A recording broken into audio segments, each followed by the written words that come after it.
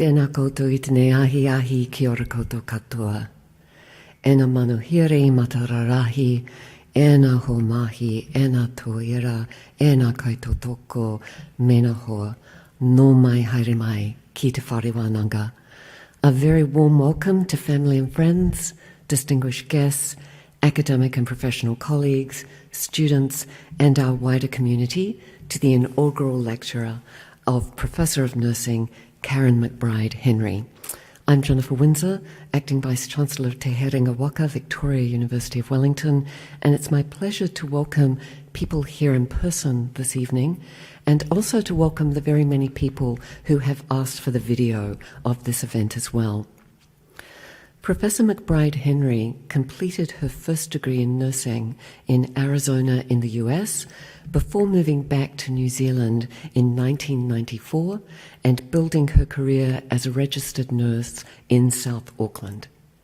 She later returned to academia, completing her PhD in nursing at Massey University in 2004. She joined our university as a research fellow in 2006 and was director of the Human Services Research Centre from 2019 to the start of 2021. Karen's known as a superb postgraduate and PhD supervisor and mentor, as well as a highly talented and engaged scholar, and she was named a professor in 2021. Professor McBride-Henry's research and scholarship is preeminent in the way that it draws on both health policy and health promotion, and how she focuses on how patients experience access to health services as consumers. Now, I think we all know that this has always been a critically important area of research and practice, and it has perhaps unfortunately taken the COVID pandemic with its frequent news reports of the preparation of the health sector and the challenges for and dedication of frontline nurses and other healthcare professionals to highlight for us what patients, their families, whānau have always known, that patient experiences are fundamental to healthcare. And moreover, that we rely every day on the leadership of scholar practitioners like Karen, who work to understand and improve patient experience.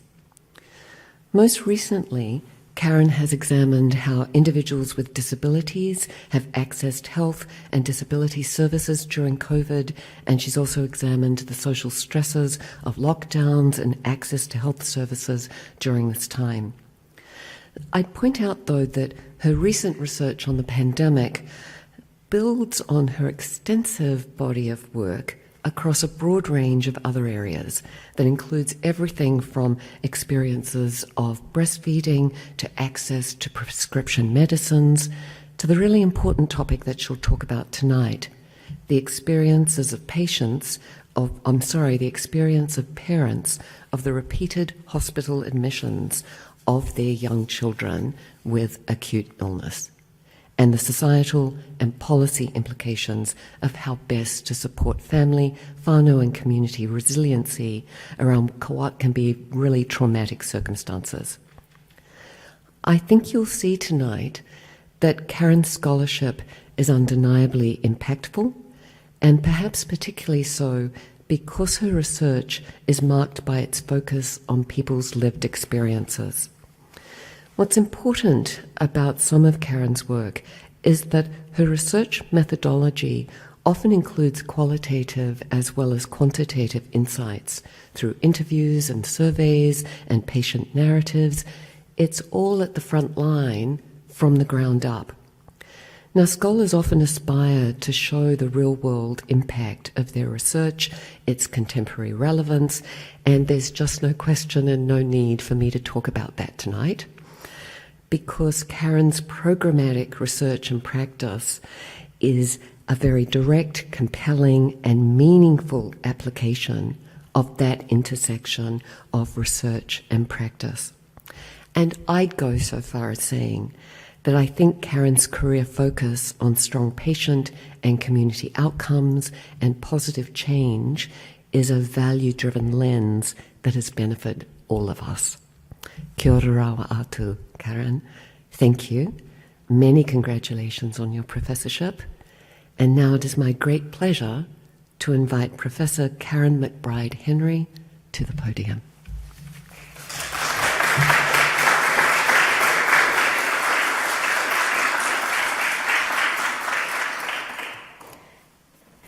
Tēnā koutou, tēnā koutou, tēnā koutou katoa.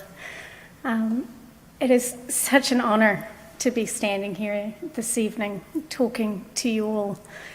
And it's slightly overwhelming, but it is an absolute pleasure to be here. And I thank you for coming this evening. I appreciate that your time is precious, and the fact that you were willing to come and share it with me this evening means a lot. So, kia ora.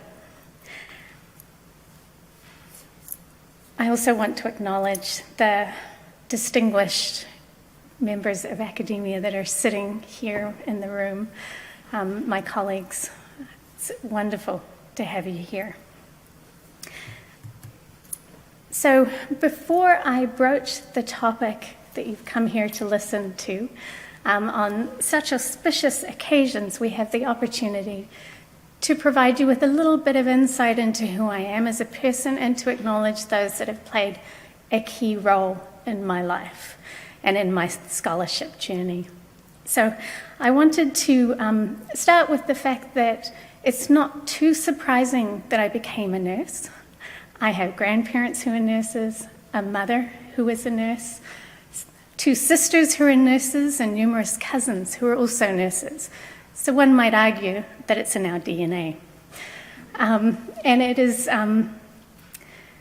so having been raised with all of these stories about nursing, it was a privilege to be able, to explore nursing in more depth. I wanted to just acknowledge a key set of people in my life. My parents, David and Evelyn McBride. My mother has travelled here and is with us tonight. And my father is watching us currently live streamed.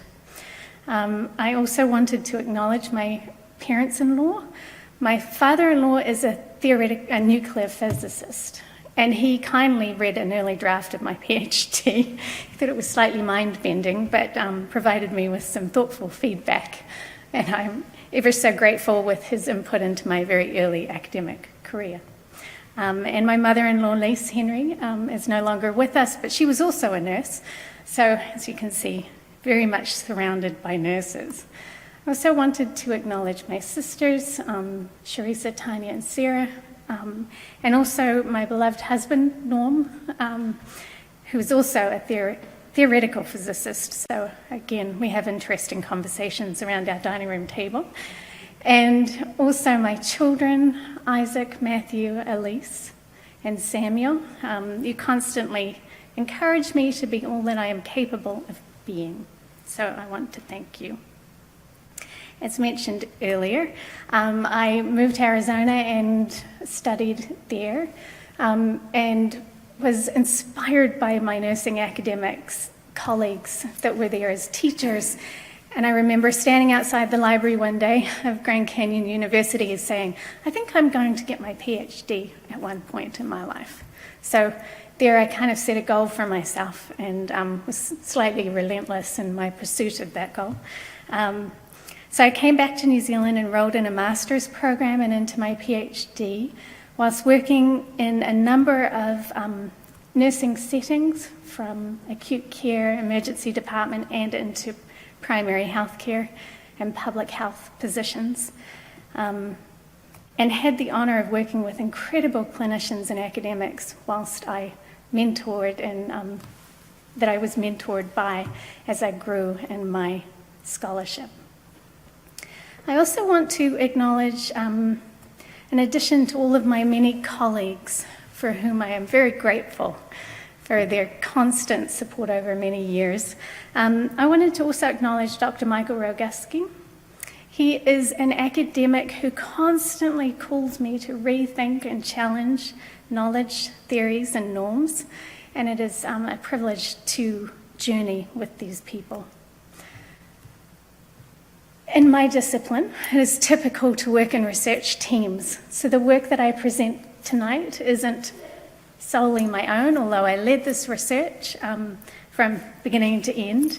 I also wanted to acknowledge Sharissa Miller, Dr. Adrian Trenholm and Dr. Tara Officer for their input as well. Also, as mentioned by Professor Windsor, my research involves people trusting me with their stories, with their taonga, their treasures, and I'm always deeply honoured that they are willing to do that, and I hope that tonight I honour their gift to me and to us, as it offers us a different way of understanding and seeing the world in which we live. So, without further ado, I wanted to just mention some inspiration behind my research. So when I was a young academic, I read an awful lot of Husserl, Heidegger, Merleau-Ponty, Gadamer. They really formed the philosophical basis for my research. And Heidegger had this wonderful way of calling you to think differently, and he always said that being is always revealed in the no thing or the nothingness.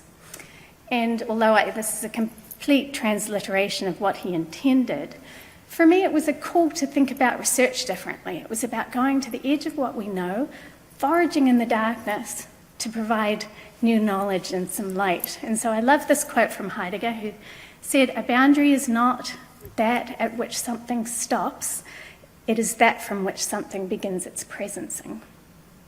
So, my research has always been driven by a desire to go to the boundary of what is known and step into the dark. So, lower respiratory infections. Those of you that work in hospitals know that it is one of the primary reasons why young children are admitted to hospitals. Here in Aotearoa, lower respiratory infections create a significant health burden, and children are more likely to be admitted with lower respiratory tract infections than in other international comparative countries. So children in the lowest socioeconomic quintile, as you can see, are 4.9 times more likely to be admitted. And in the first 2 years of life, children that suffer from lower respiratory infections go on, and a portion of them go on and end up with a lifelong lung condition that sometimes is life-shortening. So it's a significant health issue for New Zealanders. We knew the numbers of children that were sick, we knew the numbers of children that were readmitted, but what we didn't know was what was the impact on the families of being constantly readmitted. When we went to the literature to kind of answer some of those questions, we found out that there was actually not much to know in terms of acute respiratory admissions and the impact on families, but what we did know is that studies of children admitted to the ICU, their families were very stressed, experienced post-traumatic stress type symptoms, and that they needed their basic needs met, i.e. they needed to know where to find food, they needed to know where to park their cars, they needed to know how to navigate the hospital system. We also discovered that within Australia, families spend $589 per day that their child is admitted. So that's on lost wages, paying for parking, paying for extra childcare, all of those things impact the amount that it costs families. In addition, there is a body of research that looks at chronically ill children, and that research shows that families slowly and reluctantly take charge of their children's illnesses, and that the family dynamics are really disrupted as a result of repeated hospitalisations because of chronic illness.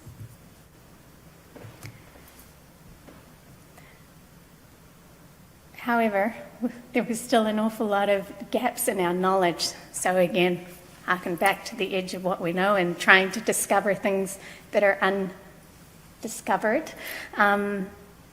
We didn't actually understand what the impact was on families if their child was admitted repeatedly.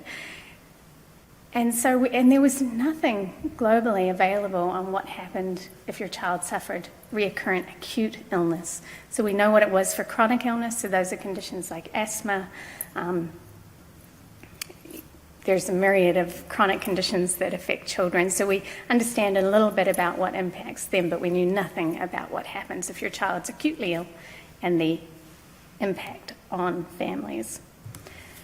So we conducted a piece of research that aimed to examine parental or primary caregivers' perceptions on the impact of having a child repeatedly hospitalised with a lower respiratory tract infection.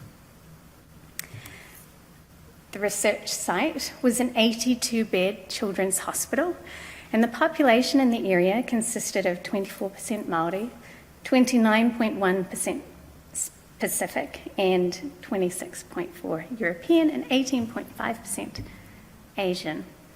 58% of the birth cohort in this area lives in the most deprived quintile in New Zealand, and 25% of those with lower respiratory tract infections that are admitted to hospital have 7 or more people living in their house, and 33% live with 4 or more children in their homes. So they're densely populated homes. And we began the study with an intense series and round of cultural consultations, obviously knowing that we were stepping into spaces where tangata whenua Māori populations would need to be taken care of very carefully along with our Pacific populations. And so we did a round of consultation, went through ethics review boards and committees, and we received ethics approval for this study.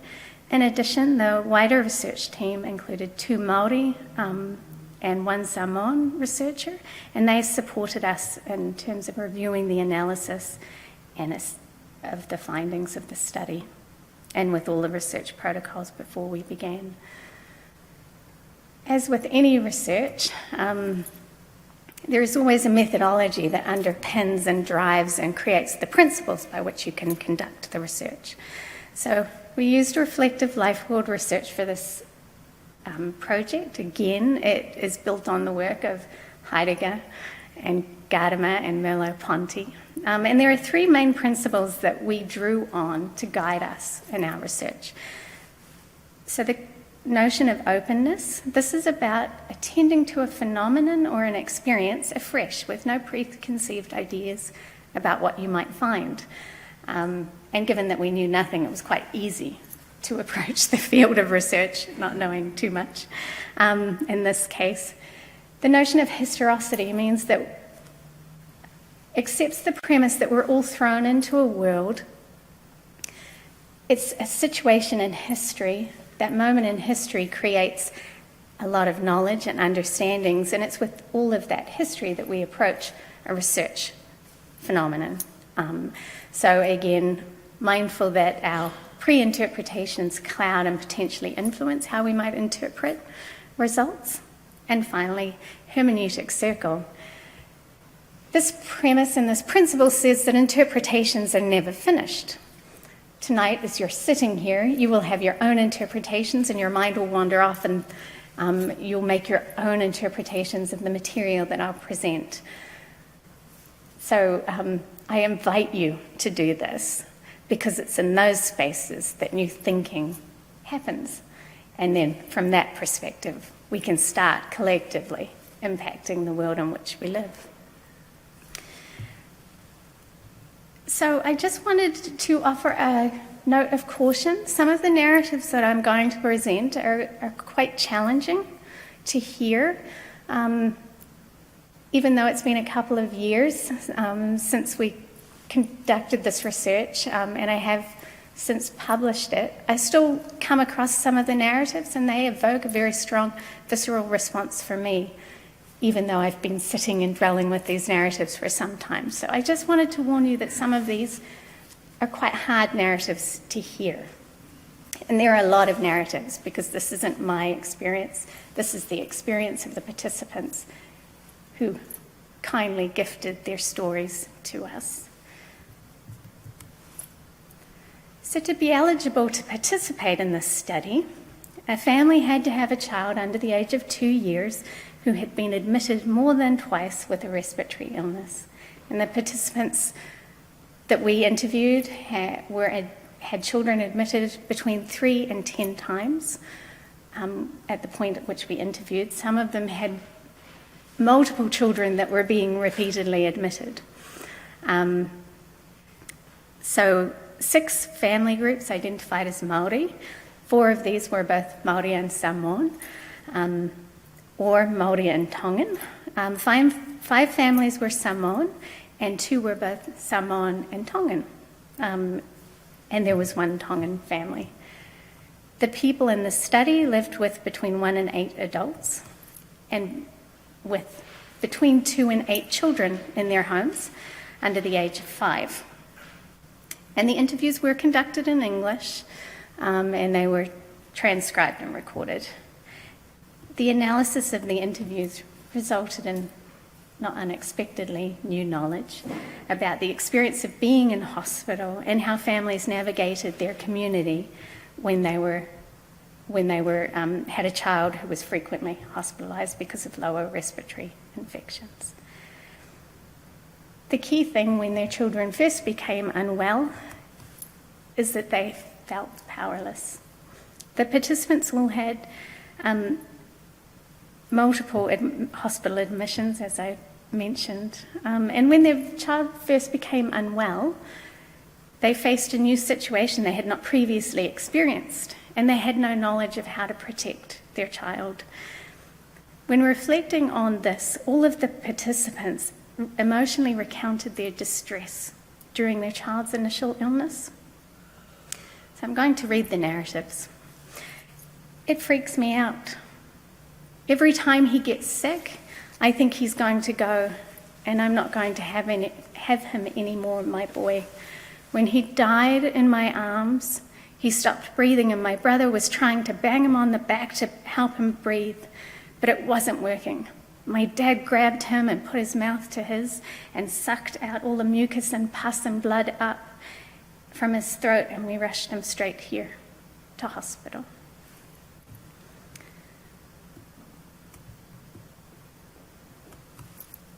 They were able to observe and comprehend the impact of the illness on their infants and young child, but they acknowledged that they were powerless to actually relieve the burden of their child's suffering. The impact of watching their child struggle to breathe and the powerlessness that they felt meant that it introduced fear into the parenting experience. They were afraid that they would lose their children, and they lived being scared. I am just scared I might lose my kids because they're quite young. I am just scared because I'm a single mum and there are 3. When it is hard for them to breathe, it just scares me a lot too. It's hard for me because I can't fix it. These early experiences left participants living in fear and having a sense of powerlessness because they couldn't prevent the next round of illness that was coming. And this led them to take the blame. It is because of me. Once she starts getting sick, I think, what day did I not dress her up properly for where we were going? My mother, gets angry at me because she hates seeing her come in and out of the hospital. They just think it's the way that I dress her. Sometimes I think they're right. I feel useless. Participants in this study constantly blamed themselves for their child's illness. The lack of agency that they had over their child's well-being meant that they analysed their parenting behaviour and attributed illness to taking their child outside, their inability to pay for housing, adequate heat, and inappropriate clothing. In addition, the family members also accused them of being poor parents, and that just added to the emotional burden for these parents. The families all had stories of their experience with the hospital system and also with hospitals. And in addition to taking the blame, the parents also discussed being at others' mercy. When a child was sick enough to present to hospital, the parents quickly realised that things did not always progress smoothly. Families would present at emergency departments and expect their child to receive the necessary assistance including prompt diagnosis and treatment. They spoke of a general lack of understanding of how their child's recurrent illness affected them on a moment-by-moment basis, which resulted in feelings of isolation and feeling completely unsupported. This mother said, "I need help. I call them, the nurse, and they take too long to respond. That is when I get really angry and frustrated. Getting the extra help to help me look after her. I was really exhausted and tired, and I asked if I could turn the TV on, and the nurse just looked at me and she just started laughing. She made me feel really down and out, so I just went back into the room and poured my eyes out again."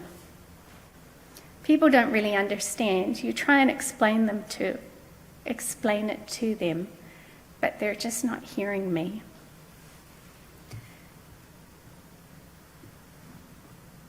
The parents felt powerless to help their child. They took the blame, and they were also at the mercy of healthcare professionals' treatment of them. This resulted in parents describing hospitals as inhospitable. The families all had stories of their experience with the hospital system. They spoke about the challenge of having a little control over foreign environment and being at the mercy of healthcare practitioners' skills and attitudes, and the hospital was an inhospitable space. So in this narrative, it was the parents of a child. The mother said, "When we got to the hospital, her oxygen levels were at 92, and then half an hour later, she was at 89. In that time, she'd not been given any oxygen, she'd not been given any inhalers. We could see her health declining." You come into a place, a hospital, where you're actually supposed to look after people, and they cannot pick up on the signals of illness in my child when they're there to actually do that. If you don't want to do it, give me the tools so that I can do it myself, but they would not let me. Why did we come here to the hospital? We could have gotten more care at KFC. It's a fast food outlet. And here you can see the parents are actually quite knowledgeable. They understand oxygen saturation levels. They understand exactly what their child needed.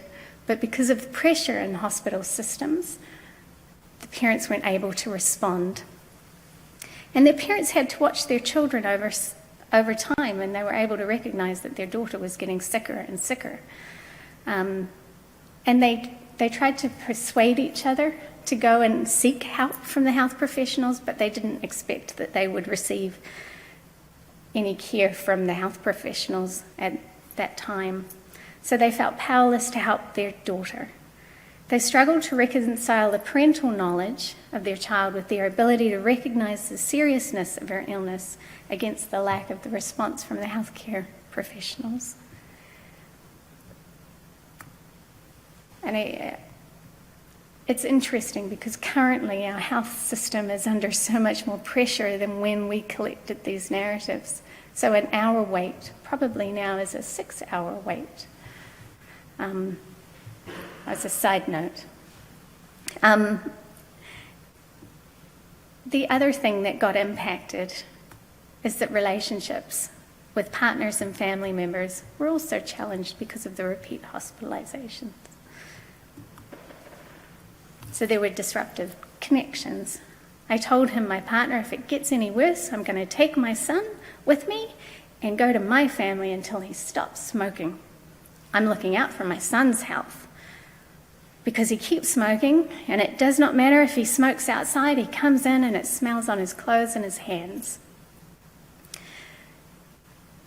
The study participants spoke of how the repeated hospitalisations impacted negatively on their familial and community connections, in particular, as mentioned before, with their partners. The frequency with which the families or parents needed to request assistance from extended family also caused stress, and meant that parents weren't able to fulfill their typical and normal functions. They also talked about being separated and the impact that this had on their families. Over half the participants had more than one child, and they all struggled to leave their other child at home. This was a mother of 8, and she said the kids get really angry because every time they know I'm in hospital, they're like, she's always with her. I'm really close with both my boys and my girls, but they feel sorry for her that she's in hospital, but they also feel like she is taking me away from them. But it's definitely not like that. Now, I have got to be here for her. I try and spend as much time as I have with them all. Separation and disrupted normal family functioning was the result of the hospitalisations. They were aware that the children left at home really struggled emotionally from being apart and separated. But over time, as they were continually hospitalised, families began to know what it led to the illnesses. And the fear that the participants experienced when their child became sick was a really powerful motivator to try and keep their children well and to actively support their health. One mother said this, I pretty much say, no, please, can you keep your guys' kids on the other side? Don't bring them over here. Sounds somewhat like a COVID narrative.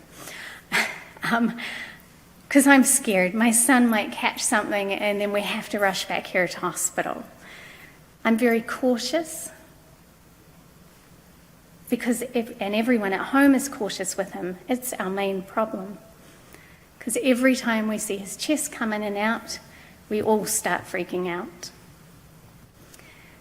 Parents frequently kept their child socially isolated, and they because they understood that the risks of mixing with others meant that they would end up in a hospital again.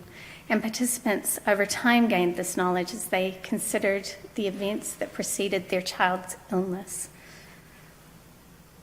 They came to know the signs of respiratory illness and determined the triggers as well. And they saw what their child looked like when they were healthy, and they recognized them when they were in a downward spiral, so that they did their best to intervene before it led to a hospital admission.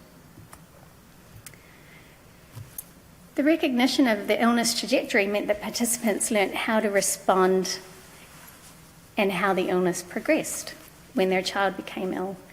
Despite this knowledge, sickness often left to emergency department visits.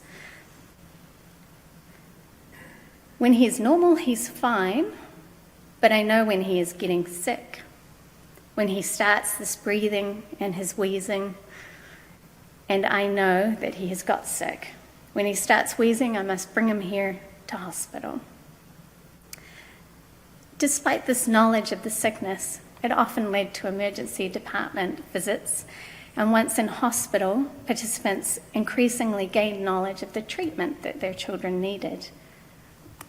They began to know how to respond. I look at him and I see he's not really okay. The only option is to bring him into hospital. You don't communicate with a sickness that is coming. You don't know when it's coming, when it comes, you have to prepare yourself for what is going to happen next. You have to do what is best. This mother poignantly stated that there's no communicating with an illness, and her child's condition announced itself, and that signalled the return to hospital. Although the ability to understand the child's response to the illness, and it was crucial to managing the illness, and as a result, they began to seek treatment sooner. They also learned to understand the system. When she was first in hospital, seeing other nurses tend to her and everything, I just stood back and did not really take part in it. I just let them do their job. But I learned from everything that I had observed and kind of took that role upon myself. I felt like a nurse and a mother. Instead of waiting for the nurses, I just go ahead and do it myself. At first, the hospital environment was unfamiliar for these participants, but gradually they appreciated the system, technology, and treatment, and became more at ease in the space, and were able to adopt the role of parent nurse, which led some of the participants to describe the hospital as a home away from home. This mother said, "This is like a second mortgage for us. Like, we live here because everyone knows I'm here, and we're just like, it's like we're coming home." The grandmother followed on and said, "Yeah, we're coming home for a holiday." Given the number of hospital admissions, the parents started to feel comfort in the hospital. This stemmed partly because they were familiar with the staff and the procedures, but also because it meant respite for them, for their constant vigilance when caring for their children. This mother referred to the hospital as a second mortgage, which in part might reflect the cost they pay for being in hospital. But they learned to accept that the hospital admissions were a necessary part of keeping their child safe and alive. This perspective on admissions allowed families to recast the experience as a tool for caring for their child. That said, the participants all spoke about the fact that they needed to navigate society in order to keep their children safe. And there were some narratives that alluded to this earlier. All the participants worked really hard to keep their children healthy and safe. They used the painful lessons that they had learned from the previous hospital admissions to navigate their way around the risks and to keep their child well. They kept their children away from others who might cause them harm, and they attempted to address issues such as poor quality housing, which was an issue for almost all the participants in this group. With just 5 kids in the preschool, one child coughed and it went airborne, and he caught it, and we had to rush him back to hospital. We tried again, the same thing. Family Start found a Māori correspondence school, but it took about 4 to 5 months to get him onto the course, and they said that this was best for him.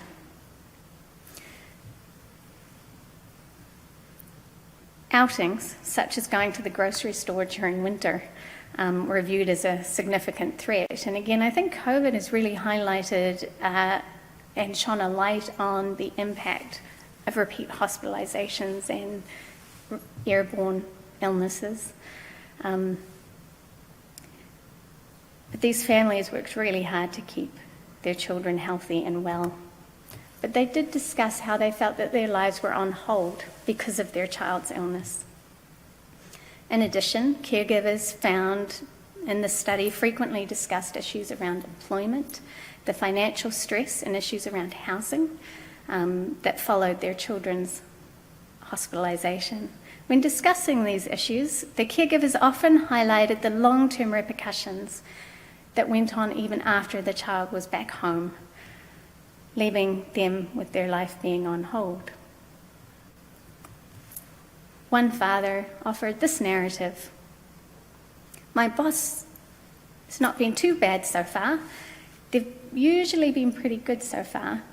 They just ask questions sometimes to make sure that I'm not lying. Although the father recognised that his boss and his manager was being supportive, he understood that he was vulnerable.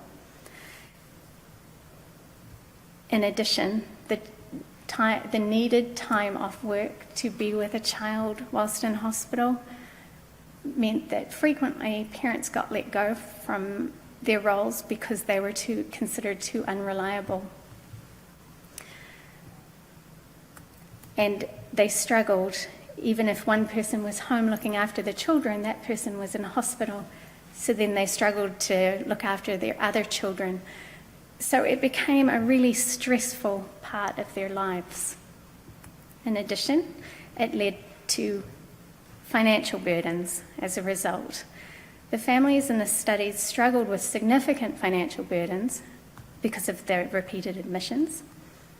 Some of these burdens resulted in families taking pretty extreme measures to put food on the table and provide clothing for their children, and turned to finance companies to support them. But they specialised in high-risk loans, and that caused other long-term issues. This is a narrative from one mother. It's hard for me, especially the children's clothes and food. I have to ring all of the finance companies I'm dealing with to see if I can do it, pay them the next day or next week. But the thing is, they need all the documents from the hospital to show that I was in hospital so that they're not going to give me arrears. It's kind of hard for them to understand. I don't know if they're believing me. Oh, well, if you love your kids, you can do everything for them. And the way that this mother handled informing the finance companies that she'd take her children on the bus, she'd leave one in hospital, take her other 2 children on the bus, go to a local library, fax, send the copies of her hospital admissions to the finance companies, then travel back on the bus to the hospital to be with their child. As a result of the financial struggles these families faced, there were significant ramifications for the environments in which they lived. Our house is cold. We've got my nan and my auntie and my cousin in the main house and my uncle in the garage and then us in the back house. We do share a room with my cousin and her 2 kids because she's just moved in. There's no insulation, the house itself or the roof. I would not say it is a warm house. Dampness, especially around the windows. He's always snotty, quite snotty, but the cough, it sort of comes and goes. He does not always have the cough. Living in large extended family groups was usual for the participants. They spoke a variety of different housing arrangements. These types of family living arrangements also meant that families could pool their finances and support each other to maximise the quality of their homes. However, the participants spoke at length about how challenging their housing arrangements were in relation to keeping their child healthy. Often they lacked insulation, were damp and had no form of heating. Despite these challenging circumstances, the participants made every effort to protect their children and keep them healthy. But their lives without illness were still on hold because there were no available resources to remedy the housing situation they found themselves in. Participants discussed at length how they knew that housing arrangements were fundamental to their child's health, and they worked to keep their houses warm and free of airborne contaminants through remedies and addressing complex family-related issues. This mother said, "We've even changed the way we live, like the places we sleep. Me and my son, we stay out the back. We have even had to make changes to our house. We had to get the whole house insulated from roof to bottom, to getting a heat pump in, just to suck out all the bad air so he doesn't breathe it in. We have even had to stop the way we actually cook. because we know it can trigger it. The grandmother said we built a new deck just for him, a deck for him to come out and play on, and a spare room for him. We've done all that. Whatever he needs, we try to get.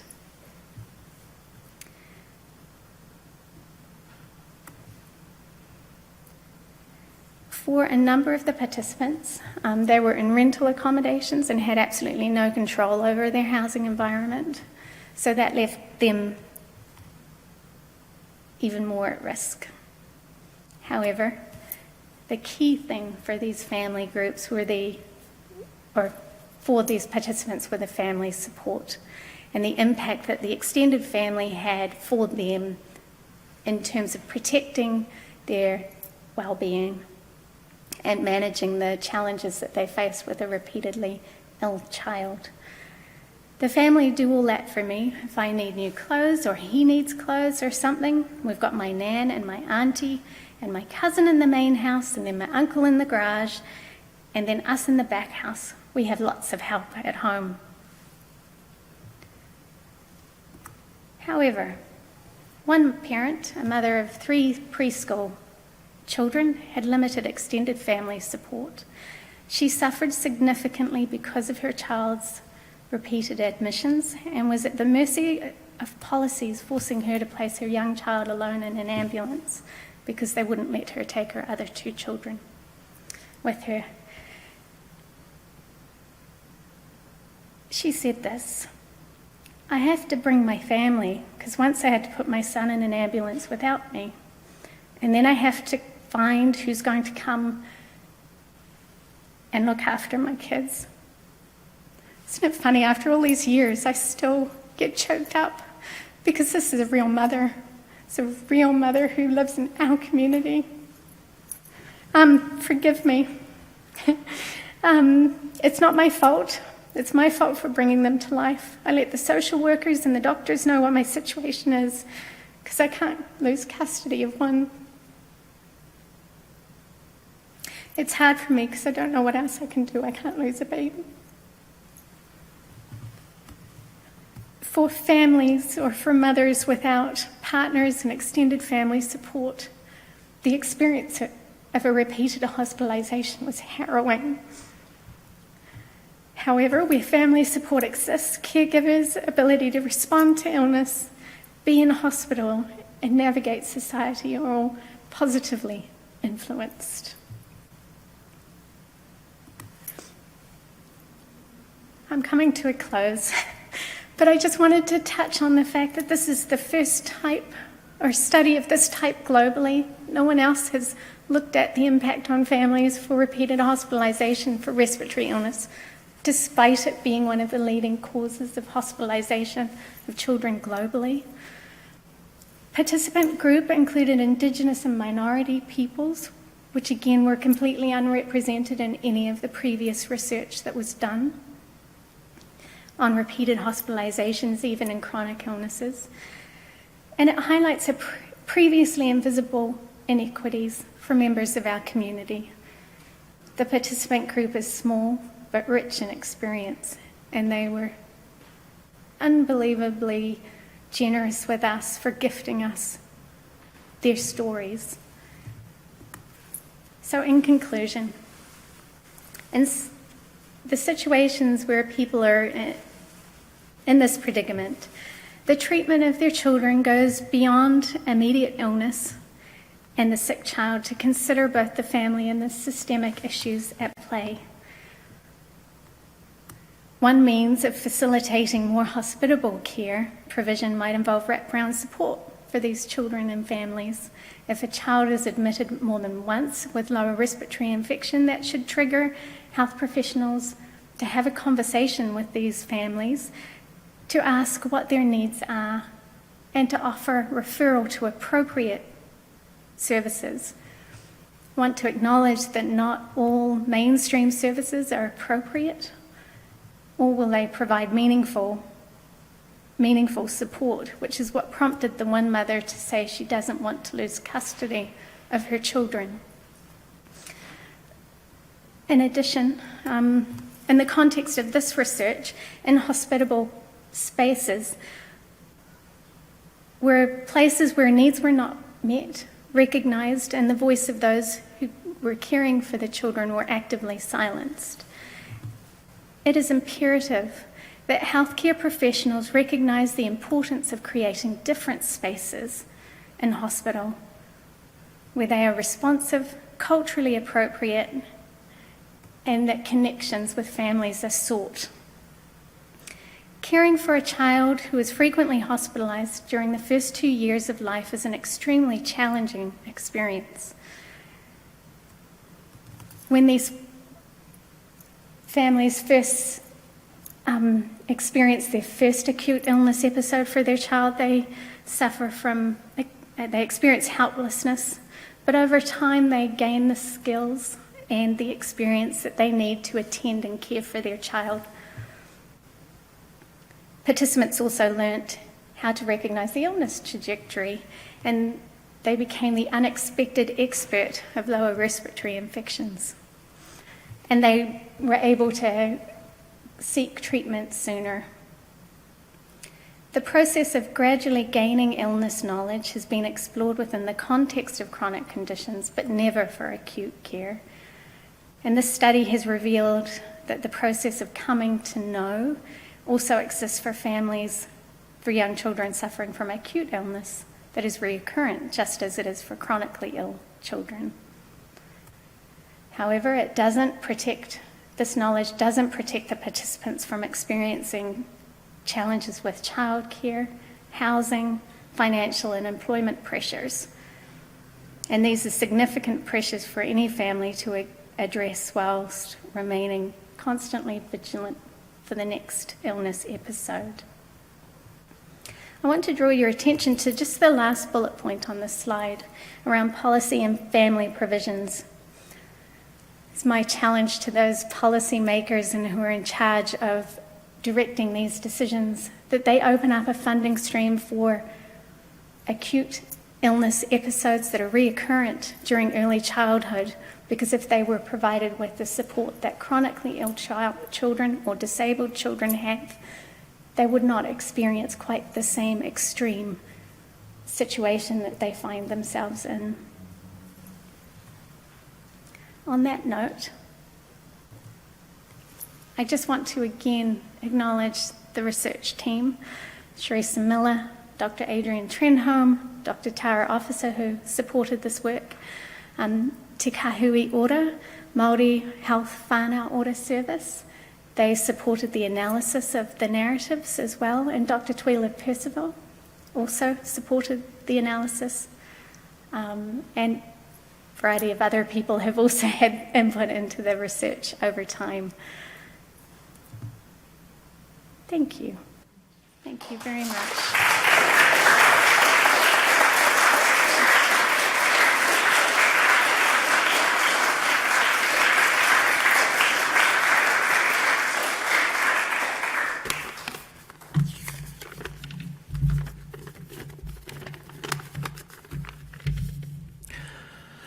Tēnā koutou katoa.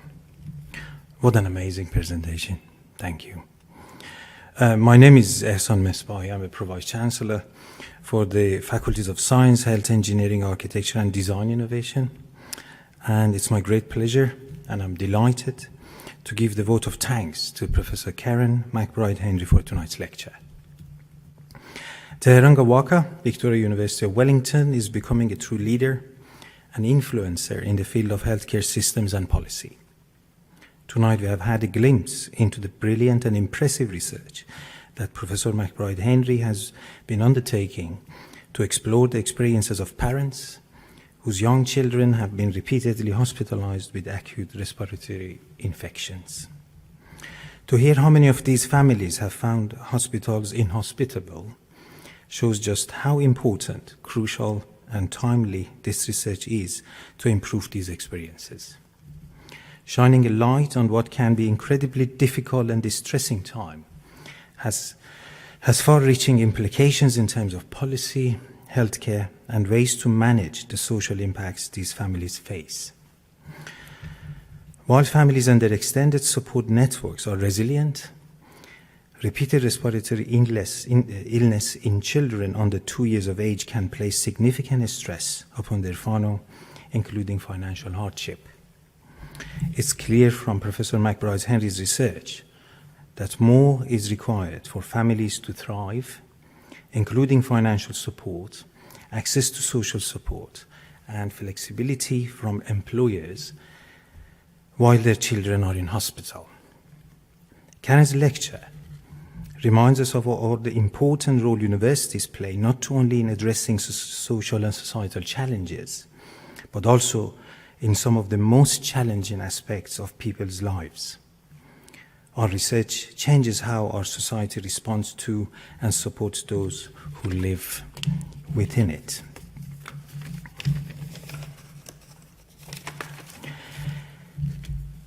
Karen's sustained excellence and leadership in this field has significantly contributed to the university's reputation in creating better health systems and policy, and in developing a workforce that can do research as well as putting the outcome into practice and create impact beyond university and academic territories. That is what we call excellence with purpose and impact. In other words, Karen has effectively translated what she's good at in what she's good for in an amazing way. Her passion for making the invisible experiences visible is something that will continue to inspire real change and ensure healthcare services truly meet people's real needs. She's currently involved in another project looking at the impacts of influenza on children aged 5 or younger, which will no doubt have the same life-changing outcomes. One of our university's key strengths is preparing our students for the careers and challenges of the future, and this is something that Karen truly exemplifies. Her students and colleagues describe her as a guiding light, both in terms of helping them navigate the complexities of the research and in cultivating a passion and a culture for making their learning into effective use and make the world a better place to live. As a passionate teacher, researcher, and nurse, she has been an invaluable asset to our university, to our faculty, and to the School of Nursing, Midwifery, and Health Practice, and an exceptional role model for women in health and academia. Karen, it's one of the best jobs that I do as a Pro-Vice-Chancellor, and it is my pleasure to congratulate you on a fantastic inaugural professorial lecture. I would like to invite you all to join us in the common room outside for some refreshments, but first, join me again to say thank you to Karen. Thank you.